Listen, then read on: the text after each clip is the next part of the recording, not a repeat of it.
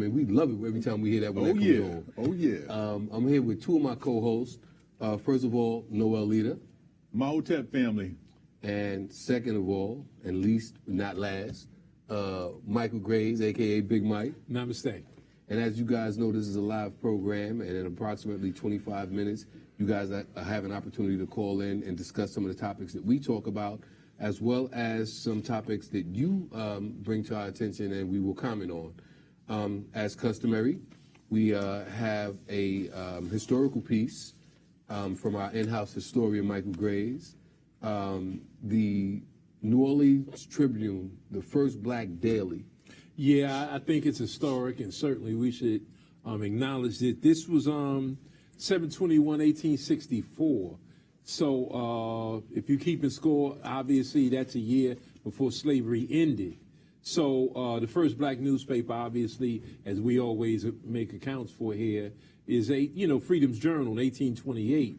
However, to have one, and that was in New York, but to have one in the Deep South, New Orleans, or one of the largest slave states, got to acknowledge that, especially in today's time, where you see the diminution of black news. We used to have everything from, of course, Gil Noble, like it is. We had Black News. We had Tony Brown's Journal, McCreary Report. We had so many black TV programs, as well as black radio programs and the like, and newspapers. But now there seems to be a diminution of what we once had, and it just shows you that the times we're in. But if we if we could do it a year before slavery ended in the Deep South in New Orleans, we can do it again.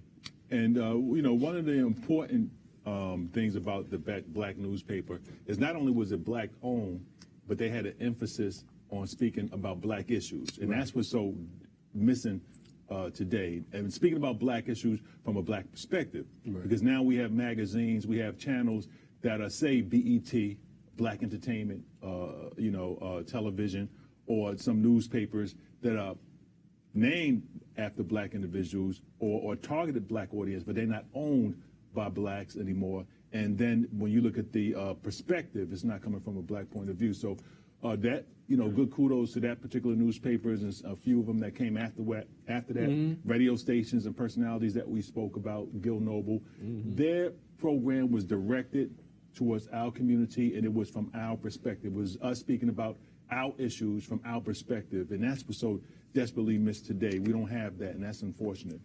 Absolutely. And it's so important that we have an opportunity to talk about a black perspective on this show, but we definitely need more and more of an opportunity for the multitudes of our community to talk about the issues that are malaffecting our community and even the positive things that occur in our community, because our children need to see us in a positive light as well. So, yeah, kudos, Michael. And as we all say, and as you say, talk about our issues from our perspective. Right, absolutely. Because, there's so much misinformation being generated and just expanded out to the public, via other states. Even though it's about our issues, it's off point. Right, absolutely. So good kudos to Community Cop. Absolutely. All right. First topic, Noel. Yes, sir. And I know that you were a staunch supporter of Donald Trump. Was not one stauncher. And, just recently it was reported, that he's been tweeting about members of Congress, three women of color, 4 women of color in Congress, telling them to go back to where they came from, back to their countries, or whatever his exact tweet was, back to where they came from. And, it's, now everyone's talking about this racist tweet. But he has had a racist, white supremacist demeanor in response to his presidential position since the beginning. Even when he was running for president, you saw the racism that existed in how he put forth the direction he was going as the president of the United States. I'm going to let you guys comment first, but I have something else that I want to talk about relative to that, because there have been other members of Congress who have come out in support or defense of Donald Trump, and there have been other members who have opposed what he said, but very gingerly. Noel. Well, as you stated, past Sunday, Donald Trump attacked Representative Alexander Ocasio-Cortez, Ilhan Omar, Rashida Tlaib, and Ayanna Pressley, who he've had difference and who have difference with him regarding his immigration policy. They've been very critical of him in that area and other areas. So he came out and he told them that they should leave the country, that if they're dissatisfied with the United States, they should leave the country and go back and help fix the totally broken and crime-infested, he used that word, infested, places where they came from. And he generalized, of course, as many of you know, that 3 of the 4 individuals he talked about go back to where they came from, were born and raised in the United States of America and are Americans. But what makes it so racist, one of the things that makes it racist is that he doesn't even do his homework. He doesn't know what he's talking about most of the time. He didn't even know, or at least it didn't trigger in his white supremacist mentality that these women of color could have been born and raised in the United States of America. So he said, go back to where you came from, not even making the connection that they were Americans. He totally dismissed it. He drew a conclusion based on the color of their skin, but that was repugnant. It was racist, and he says, go back to the infested place where he came from. But don't forget, this is the same president who months ago said when they were talking about the negotiations over immigration deal, he said he want those people from all these S-hole countries, he was referring to Haiti, El Salvador, and African countries, to go back to, to those S-hole. We don't want people from those S-hole countries. We want people from places like Norway. Donald Trump has proved himself and has shown himself to be a white supremacist, not only when he was president or elected president, but even prior to. He's a racist, white supremacist. Unfortunately, leading members in the Republican Party failed to call him out for being a white supremacist, failed to identify or categorize his comment as being racist. They divert, which to me means that they lend support and they agree with with these comments. And of course, white supremacist organizations all around the country are saying, hail Trump.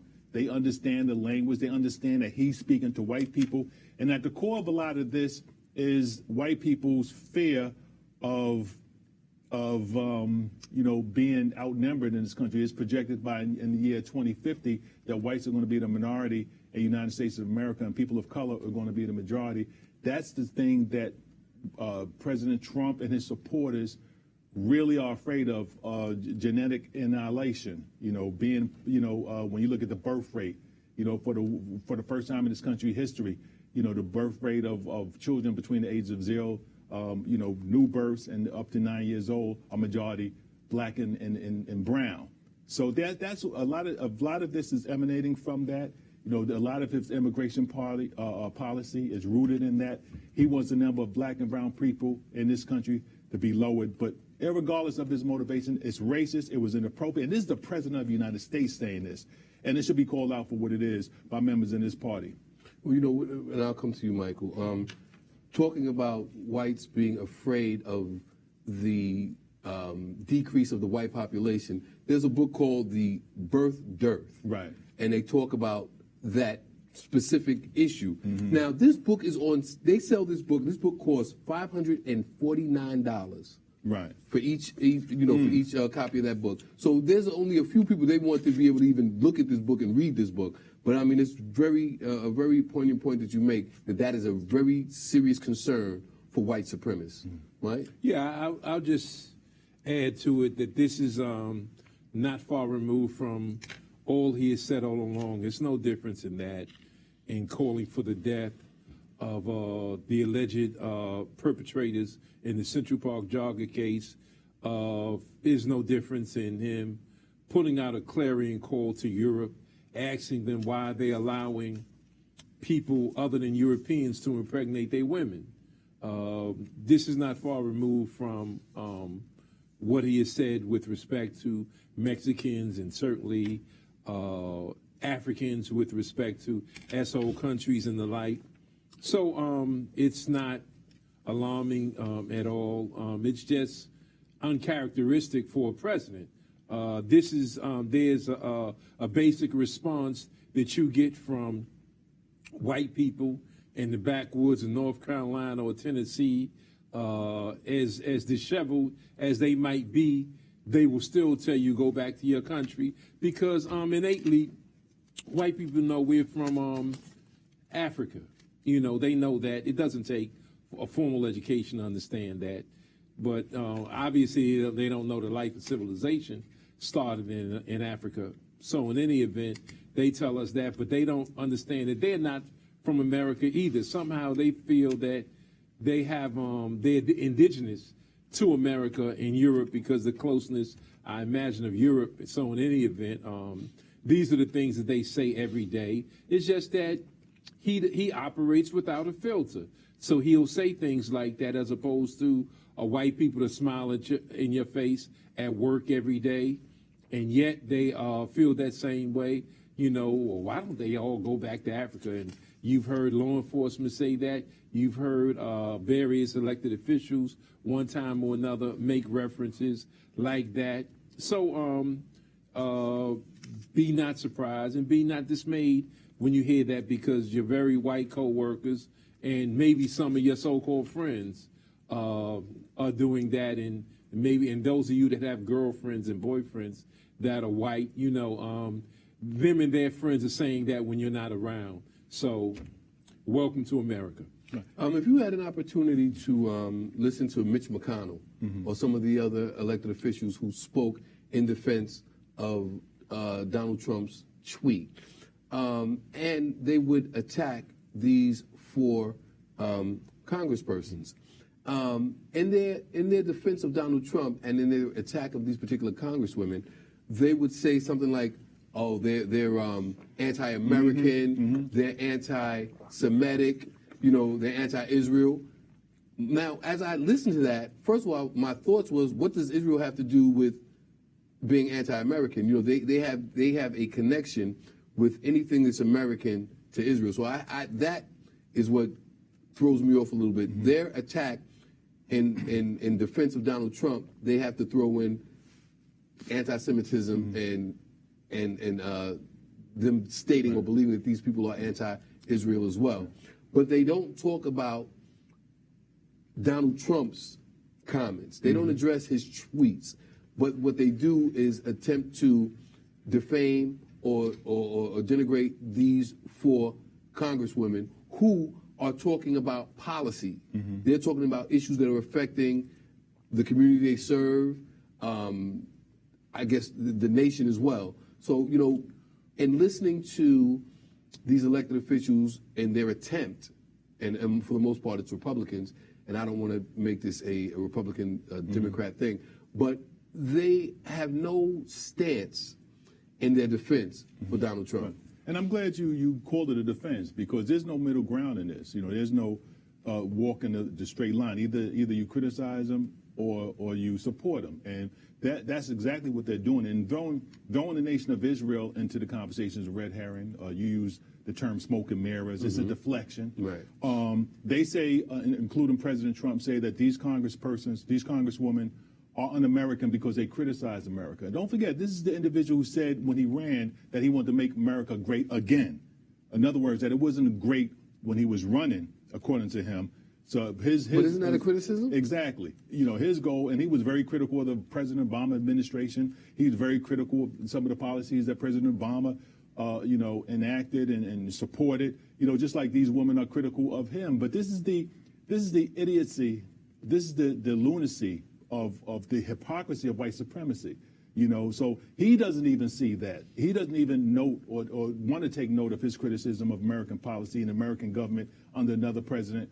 But yet he said these women, because they have the gall to criticize him, that they're un-American and they need to go back to some country that they came from. And when we talk about genetic annihilation, which is really at the core of a lot of this in the subconscious and conscious minds of white people, you know, that's a book, ISIS Papers, that was wrote by Sister Frances Cress Welsing, who really broke it down of the fear of genetic annihilation that a lot of whites like Donald Trump have against people of color. But it's hypocritical their refusal to criticize Donald Trump and call him what he is. And this is the president of the United States. And that's a difference between, racist comments coming from other individuals. This is the president of the United States, supposedly the greatest and the strongest, most powerful nation on the planet. He is a man in charge, and he has a gall and the nerve to make such utter disrespectful and show such disdain for people of color. I think it's preposterous and diabolical. And it's so, as you mentioned that book, and I talked about the book,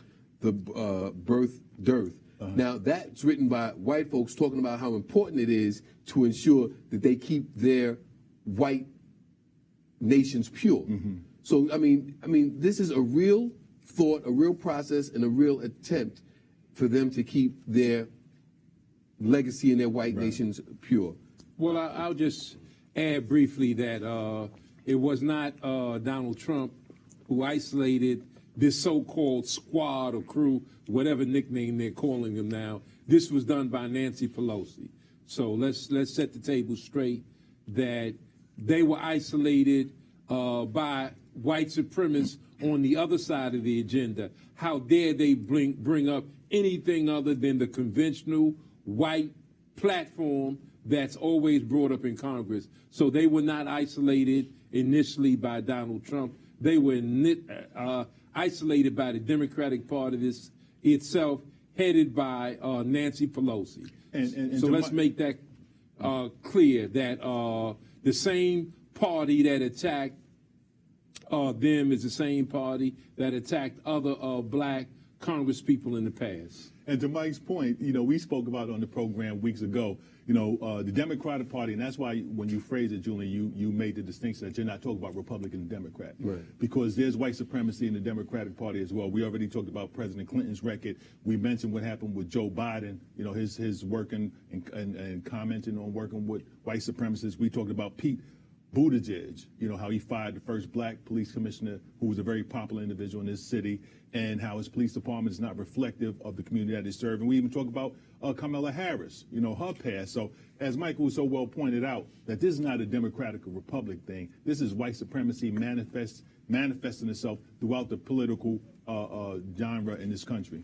And white Democrats, white Republicans all moved in sync together against Cynthia McKinney. Yes. So let's remember that in Georgia we had a great black congressperson. We had one, and that was Cynthia McKinney. And don't forget Gus Savage.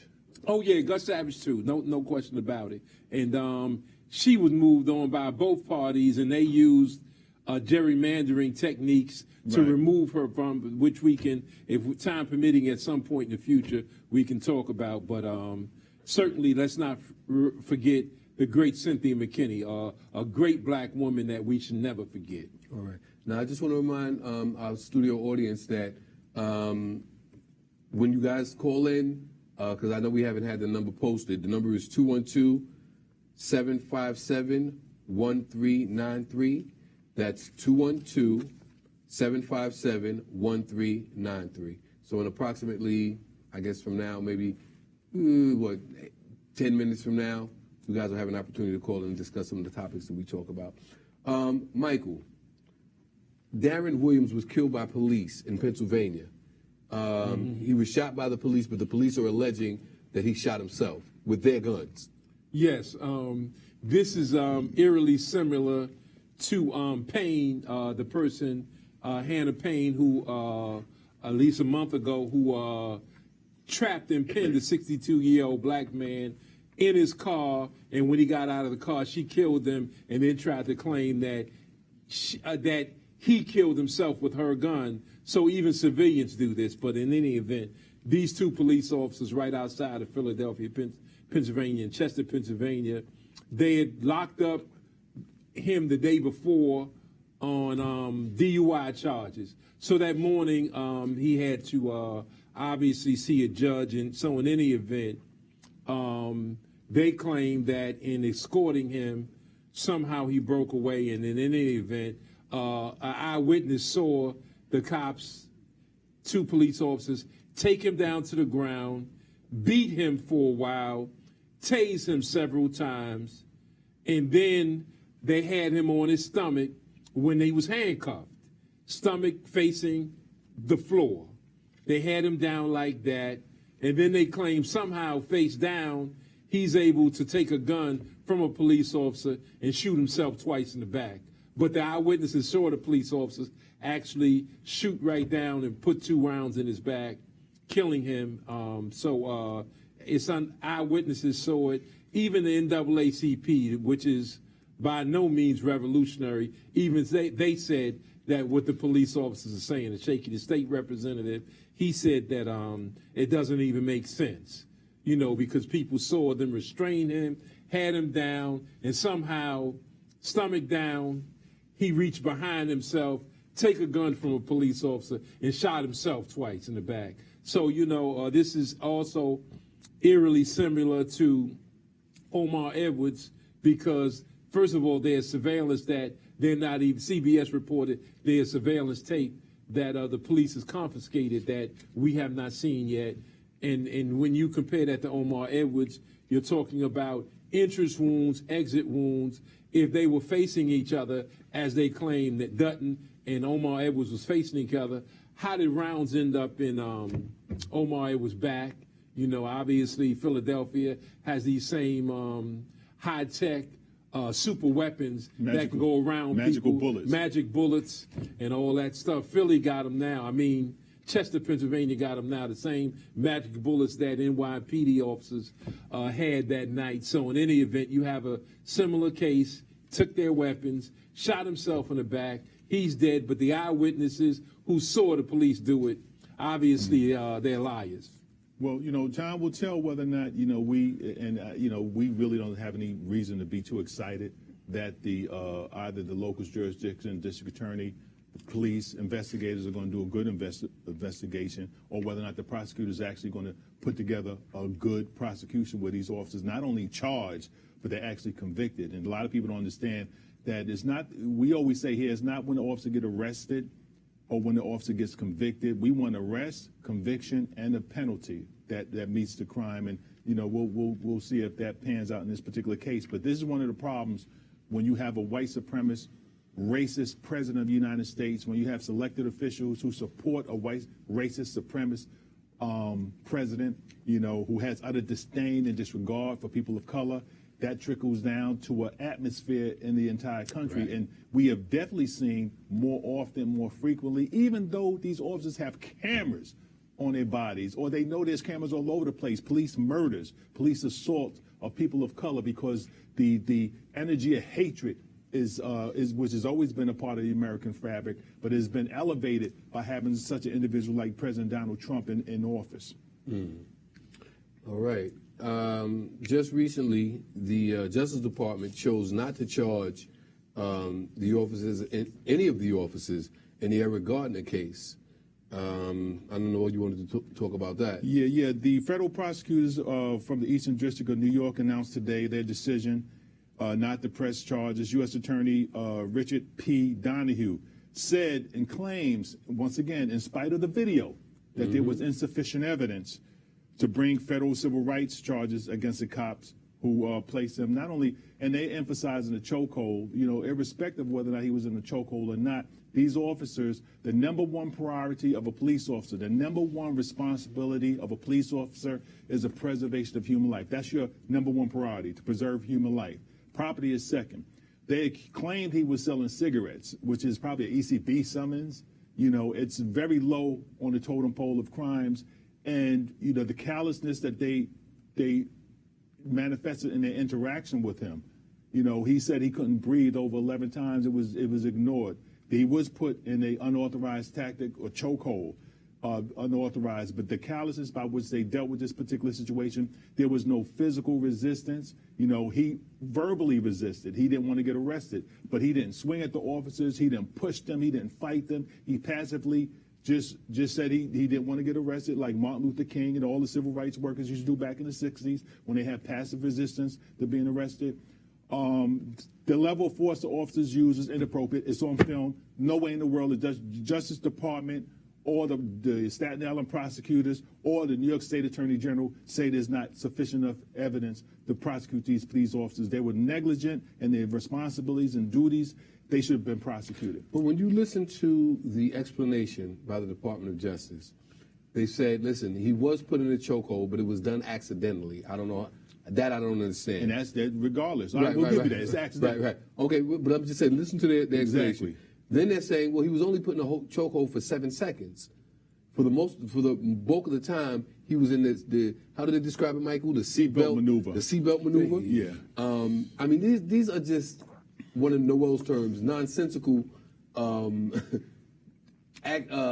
excuses to try to articulate or justify the non-prosecution in this particular case. You know, we really have to pay attention to, and they said something else that I thought was very interesting. They commented on the change of administration. They said that they sat on this for a very long time, and they looked at it for, I don't think it was 5 years, they were looking at it, and they said, and it changed because of the, you know, it took longer, and there was a change because of the change of administration. I don't understand, you know, if you're an independent body and you're looking at the case, I don't know what the administration has anything to do with, other than, you know, either A, there's sufficient evidence, or there's insufficient evidence. There's nothing else to talk about. So, you know, we really have to pay attention. I mean, really listen to these people when they speak. You know, I mean, and I know I always talk about that, you know, a lot of times they're speaking to each other, but we have to pay attention to them as well. Mike? Well, I'll just say for the record that this is a classic situation of the emperor has no clothes on. And we're all pretending and acting as if the emperor has on clothes. Look, it doesn't matter, Democrat, Republican. This is white supremacy at its finest. These are white people telling you, matter-of-factly, that a black life doesn't matter. That's right. They said the same thing with Omar Edwards. It is no difference what happened to Omar Edwards and what happened to Eric Garner 5 years ago. This is actually the anniversary. Today is the anniversary of when it happened, 7/17, 2014. So we're talking about a situation where all the white people understand he was killed in plain sight. They tried to put a little diversion of it on EMS and their lackluster response. But you know full well that the police department controlled that environment. They initiated the type of flow it was going to be. Consequently, he did not see the right medical prediction. Work from EMS, however, they were not involved in the causality and the intentionality of what the police department did. So when all is said and done, you can't blame it on the change of administrations. The Obama administration had it for a couple of years. This administration has had it for a couple of years. So you're talking about 14, 15, 16. So let's say if we divided it, President Obama's administration had it for 3 years. The Justice Department under Trump has had it for 2 years. You look at both of them, and you'll see that clearly they both playing a role in seeing that the emperor without clothes. Both of them. So the Justice Department, we said it right here years ago. We said that the NYPD was going to get away with this. We saw then at that time the mayor give allowances once he saw how the PBA was treating him. He immediately switched course. If there was going to be any form of justice, they made sure that that wasn't going to be the case coming from his office and the chief of the department's office. Then when you combine that with the local people here, whether it was a district attorney who was not going to press charges against him, and now he's a congressperson now, then when you consider that people like the National Action Network that knew full well you have a good opportunity, you can force the governor to do something because he's running the re-election. You were quiet on that.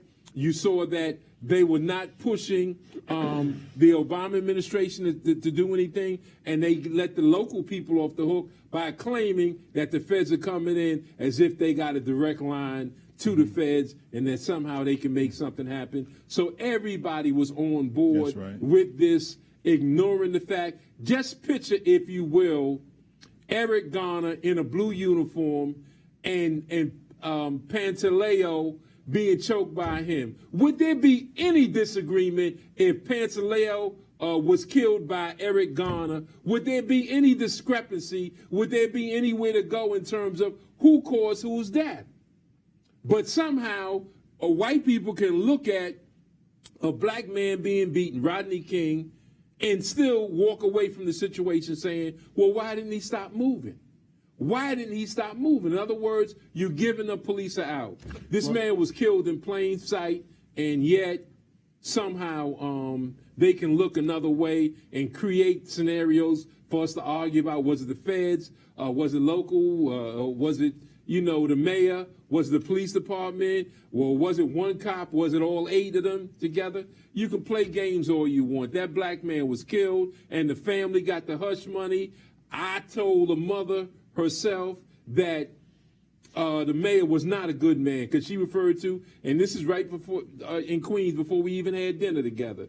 She said that he was a good man. I said he's not a good man. He killed your son. And he sat over and could have done something about getting justice for your son, and he didn't do that. Consequently, he's not a good man. And she got quiet on me then because she understood what I was saying. Remember, the phone number is 212-757-1393. You guys can call. We got a couple of more topics we want to discuss, but we're going to go to our callers. Just real quick, and it really boggled my mind when the Justice Department came out and said that, listen, they could have had a better prosecution or a better, if they got more, if the department trial had occurred and they had an opportunity to get more evidence from the department trial, which is so, I love your words, nonsensical. Right. It just doesn't make sense. But first caller, welcome to Community Cop. Where you calling from? Quick question or comment. First caller. Hello. Yeah, go ahead. Where you calling from? Yeah, this is Brother Lee from Manhattan. Okay, go ahead. Quick question or comment. Yeah, I just want to ditto everything your brothers have been putting on today, especially today. It's excellent. I like the way you started off about the newspapers. Information is something that our people are very lacking in. We don't seem to want to read the positive news, and I don't know why that is. But I certainly would like to think that the Amsterdam News, which is an excellent paper that gives the facts about what's happening to our people all over the world. And it's a very excellent paper. I've always been a promoter of it, and I have a subscription. And I think that we should, all of us, each conscious black person should have a subscription to the Amsterdam News, because I think that would help bring that paper up and give them the ability to get out more news than they have right now, because even the circulation is not that good. But a lot of people do and appreciate the Amsterdam News. So I would appreciate if our people just take a note and get a subscription, a monthly or, a 6-month or yearly subscription to the New York Amsterdam News. It's our only newspaper that expresses, I think, our true values and the things that are important to the black community. Thank you, brothers, again. You're doing a beautiful job, and I love it. Thank you for your call, brother. Thank you for the kind words. Let me just say to you, brother, that, and I used to buy the Amsterdam News regularly. There were things that happened. I'll just give you a couple of quick examples. One, they never said to Central Park 7. They've allowed Ken Burns to dictate a narrative. Central Park 5. They've eliminated the process with respect to what role did Automatics play in that case. So they have not given you the true details of all 7 instead of the 5, which eliminates so much historically what happened. They did not delve into what happened to a black police officer, Omar Edwards, that was killed right there in the heart of Harlem on 2nd Avenue and 125th Street. They failed. They dropped the ball because nobody wants to be an enemy of the NYPD, which is one of the strongest institutions in the world. So they fell short on that. They fell short on case after case. I'll just say one more. The case of Nafissatou Diallo, the sister who was raped by DSK. They dropped a ball on that. they could have protected that sister. You saw a black radio station. You saw the black press and the Amsterdam itself raise questions about her that should not have been raised. It is immaterial whether she has a second cell phone. It's immaterial as to the paperwork she filled out with respect to coming into this country. They did a hammer job. They did the very same things that other black people, they were all taking orders from white people to destroy her character because this billionaire Jewish person was in trouble for raping her, and you had a Jewish mayor at that time, Bloomberg, who was calling the shots. So I'm just saying that when they show that they're truly independent and from a black perspective and a black context report on black issues in our community, I'll go back to buying the Amsterdam News. But I'm speaking for me, not for 100 blacks in law enforcement. And we respect your opinion, brother. If that's the only source of information, you find some net worth in it. But I also will point to the Nation of Islam newspaper. Oh, yeah. Very, very informative. They discuss national and international subjects. So whenever you see one of the brothers there, the final call, whenever you see one of the brothers out there, selling the newspaper, just pick it up. Excellent information in the final call, and it's a very progressive, nationalistic newspaper. And I agree with both of them. I agree with all parties, because any information that comes from black folks, and we can dictate what information we want our newspapers and our reporters to write. We tell them, listen, this is what's going on in our community. So we have to give them the information and make sure that they tell a story correctly. If they're not telling the stories correctly, we have to hold them accountable. But thanks for the call. Next caller, welcome to Community Cop. Where you calling from? Quick question or comment? Hi, can you hear me? Yes, go ahead. I'm in the library, so I can't talk too loud. Can you hear me? Yeah, go ahead. Quick question or comment?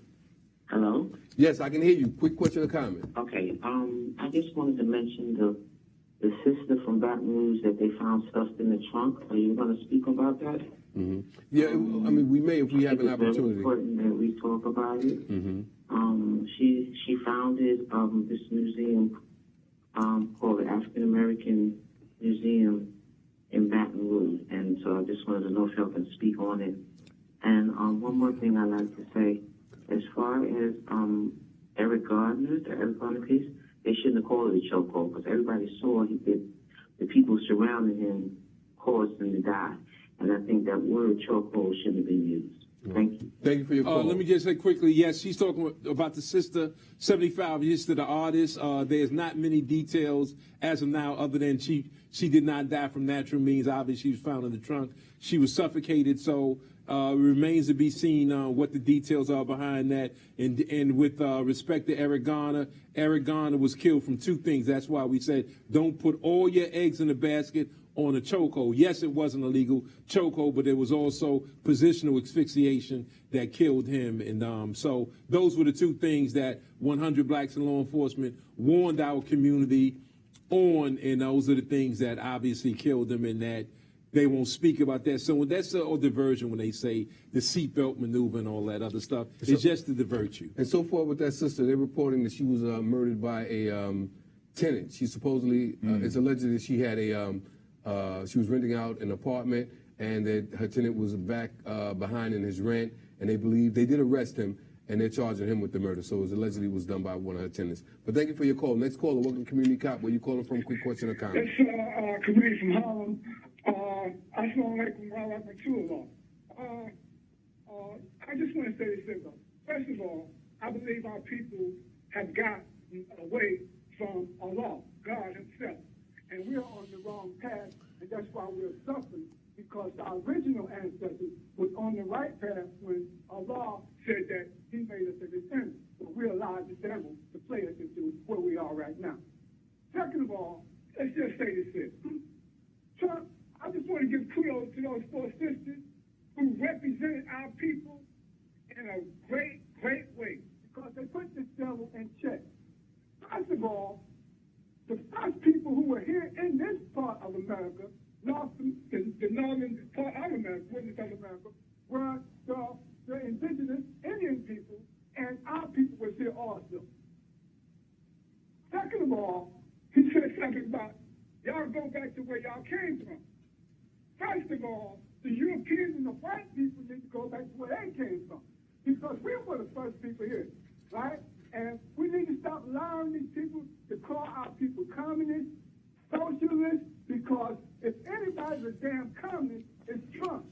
Because he's a traitor, he's a Nazi, he's an immigrant, his family is SOBs, and they came to this country like everybody else. So who in the hell are they to say that we are not any equal to this country and equal to the freedom as anyone else? That it should be known by everybody, and I'm glad these sisters put it down. And y'all brothers keep doing a great job, and may Allah bless you and your family. That's my response. Thank you for the call, brother. We greatly appreciate it. Next caller, welcome to Community Cop. Where you calling from? Quick question or comment?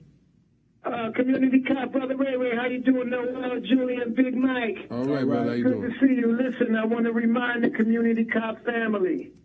You talked about all those great newspapers. I want to tell the Community Cop family, we was rolling good back then, but some kind of way we ain't got it now. Professor Mackey's study group lecture series tomorrow, part 3. Sister Keisha will be adding more information on the rise of white extremist groups from 100 years of lynching. Community Cop family, please come out. 103 Quincy Street, corner of Franklin Avenue. Second point, the Amsterdam News, the demise of the Amsterdam News is when they stop letting Alton Maddox write that column. And I am so happy because they could have let Alton continue writing. When Alton was writing the column for the Amsterdam News, everybody was buying that. It was at its highest peak. Everybody. So it's good for them. Number 3, I believe July 19th, Matthews Gibson's court case at Supreme Court, J Street, 2 buildings away from Municipal Credit Union. That's July 19th. Matthew Gibson's court case. And that's the reverend who was raping his child. Least, did you really think that the Justice Department was going to do anything when them Boule Negroes at National Action Network and all them other organizations got together and had her get that money first without any indictments or bringing them to justice, and now they bring up a smoke screen saying that the feds was going to do something, knowing damn well the feds wasn't going to do nothing. All right. Thank you for your call. So listen, Community Cop family, I hope to see you tomorrow at 103 Quincy Street. All right. Thank you for your call. Alton Maddox is out of the hospital. He's doing all right. Alton was in the hospital. He's doing a little better. But if he was still writing for the Amsterdam News, there'd be some good stuff coming out of there. They was at their peak under that. I just want to repeat the number. The number is 757-1393. Again, the number is 212-757-1393. Next caller, welcome to Community Cop. Where you calling from? Quick question or comment? Yes, I'm calling from Brownsville. Go ahead. Brownsville never ran, never will. Bill Tatum promised Alton Maddox a column. That's as right. long as he lived. Go ahead, brother. As soon as Bill Tatum died, his daughter, Eleanor Tatum, and Al Sharpton fired him, although they wasn't paying that man, and he had to spend hundreds of dollars a week doing research in order to write his column. Now, Eric Gardner was a disgrace. Obama and his administration, Eric Holder, Loretta Lynch, they held that case for 3 long years. Yes, sir. They had no intention of doing anything to it. Now, all day, I've been channel surfing the local news and the cable news. I wanted to see which one of our politicians was going to speak up. On one channel, I saw Hakeem Jeffries. I said, good, he's speaking up. He's speaking up for the illegal aliens. And I couldn't find no black or Spanish politicians speaking up for Eric Garner. These so-called politicians we have is a disgrace. Oh, Mike, all day I've been trying to think of this politician name, and you said it, Cynthia McKenzie.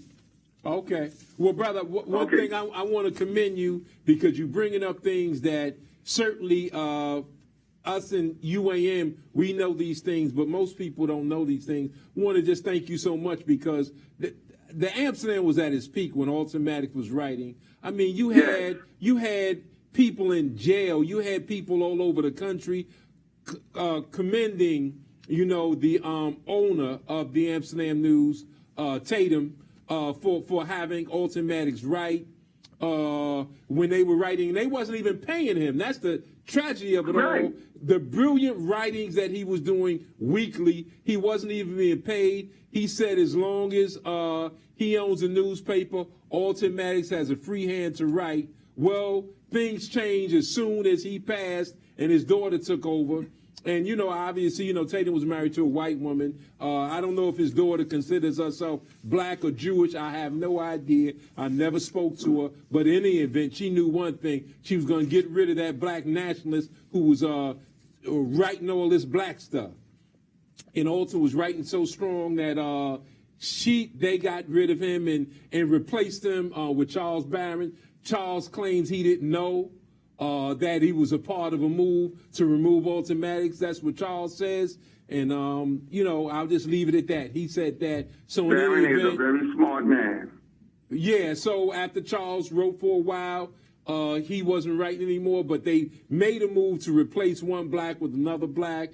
Based on they both have a certain levels of advocacy, so they did that in a smart move, and that only shows you guys like Sharpton are not dumb. They know how to do it. So he did it in such a way that once Alta was out of the process, they had free reign, and now who speaks for us? There's one thing that Snoop said, which was brilliant, when they killed Tookie Williams. He said, now who's teaching the class? So I say to you, with Automatics not writing for the Amsterdam, who's teaching the class? Remember, our number is 212-757-1393. That's 212-757-1393. And as it relates to the brother's second point about the elected or selected officials, one thing about black selected officials, that's across the line. Other than Charles Barron and his wife, once it's out of the headlines, once it's no longer a sensational media story, they're contributing to the subject matter is out. They moved on to the next thing, just like the newspapers. It is the play now. When these horrific incidents of police brutality, police criminality occur, they want to procrastinate. They want to put it off for years, knowing that to many, the attention on that particular story will wane in time, and that's what they want to do. They don't want to deal with it now. The reason why, even though this is headlines, the Department of Justice decision not to prosecute this police officer, even though it's on video, you see what happened, from the beginning until the end. Mm-hmm. It's not debatable that the police officers ignored his pleas, I can't breathe, that they were callous, that they were overly aggressive, that he didn't physically resist, that they actions caused his death, and that's according to the New York coroner. Mm-hmm. But as it goes to black politicians, if white politicians aren't talking about it, they're not going to talk about it. If it has something to do with protecting and representing our people or calling for justice for our people, once it leaves the headlines, they're not going to talk about it anymore. So it's not surprising, but that's an excellent point, an excellent observation on your part. You don't hear nothing from any black selected official as it relates for the Department of Justice decision. Like I said, they'll talk about immigration. Mm-hmm. They'll talk about immigration. They will unite en masse about the LGBT, OUSRK, whatever other letter you want to throw in there. Mm. They will unite en masse and speak very strongly and very definitively, very supportively with the protecting of the rights of that particular community. But when it comes to their own kith and kin, as if it's not in the paper, they're mute, and it's diabolical. But I'm trying to figure out when it is in the paper, when they talk about it in a staunch position, because it doesn't happen. Exactly. Black elected officials are nothing but room furniture. That's what all they amount to. When you look at what we get, the benefits that we get by putting all of this energy into selecting these politicians, and you name other than the Barons, I can't even name one that's even worth our attention. They're like room furniture. That's all they represent. In the halls that they sit, whether it's Congress, whether it's the Senate, whether it's the City Council, you might just even put a lamp on the table and you get as much representation from that lamp than you could from most of these black selected officials. Well, again, I have to say it again for the record. I think it was very suspect the way Charles Barron was used with the removal of Ultimax from writing from the Amsterdam News. And, there's still some questions about that. I have to admit that and be rather candid with that. And for the record, again, the Amsterdam News, did the Amsterdam News ever tell you that it was United African Movement that bailed out all the people, all the victims in the Central Park jogger case? It didn't say that. Did it tell you that Ultimax had directed people all over the city to put their money, went to Freedom National Bank when Freedom was here, and had an account? You didn't have to come to Bedford and Fulton Street in Brooklyn to give a donation for, for the defense in terms of the Central Park, the victims, all those victims who were in jail. Ultimax was so brilliant, you could have gone to any local Freedom in any borough and put the money in a special account. Did the Amsterdam report that? Maybe they did back then, but they don't talk about those things now. The whole narrative has been dominated by Ken Burns calling to Central Park 5, eliminating Ultimax from the process, eliminating United African Movement from that process. Consequently, what you have left is the attorneys who got paid, and they call it the same usage of the word Central Park 5. They use that just so conveniently, and that's being used as a smokescreen. So, when the newspaper has a black vantage point, when it has perspective, black context, a critical black analysis of the situations we have to confront daily, I will certainly come back to the Amsterdam. All right, next caller. Welcome to Community Cop. Where you calling from? Quick question or comment? Calling from Brooklyn. I'm just calling to find out what can we as black people do to make sure that Alton Maddox is okay financially, and what can we do to help him get his license back? My suggestion would be to start a fund where everybody within hearing distance who listen to your show will donate $20 per month from here going forward. What other ideas you might have? I'll hang up and listen. Well, one of the things you could do is make a donation. You could send a direct donation to his post office box.